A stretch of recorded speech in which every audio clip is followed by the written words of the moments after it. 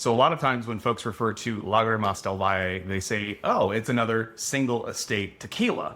And while that terminology makes sense, it's actually not totally accurate. So the concept of an estate wine, let's start there, is where the grapes, the vineyards, have been grown by the winemaker themselves. So they are their own vineyards. That is an estate wine.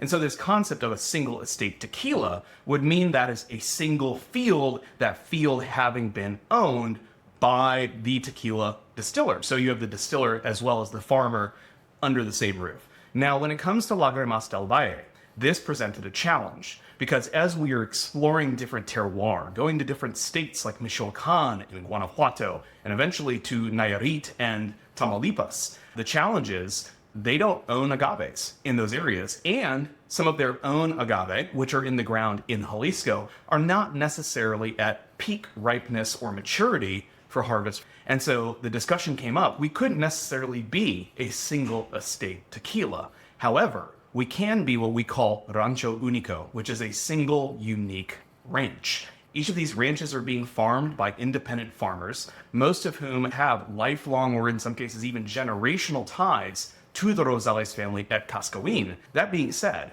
we've actually just harvested the first single estate release for Lagrimas del Valle, and that's coming from El Arenal in Jalisco, and that particular ranch is called La Mesa del Charco.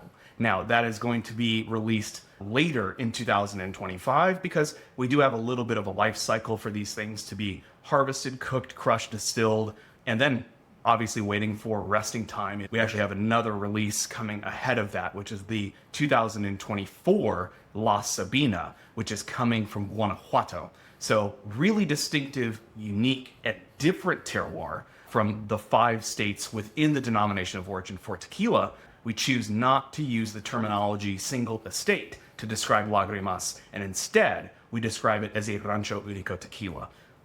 I know I'm splitting hairs. At the end of the day, the tequila needs to be delicious. It needs to be big, full-flavored, complex, and hopefully, as I've now seen a number of times, when you taste 2 ranches side by side, that is a total just like mind-blowing, expanding experience because so many folks don't realize that where the agave is grown really does matter and really does impact the character and flavor of the distillate. Now, of course, with other brands, you do see variations from lot to lot. We see other brands where certain people become hunters of particular lots of distillation, that particular lot having a bigger character, a smaller character, etc.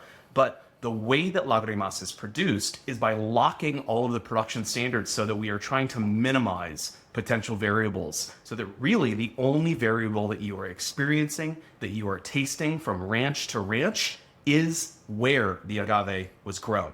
Everything else has tried to be controlled as much as possible in an effort to truly express terroir across all 5 states in the denomination of origin for tequila.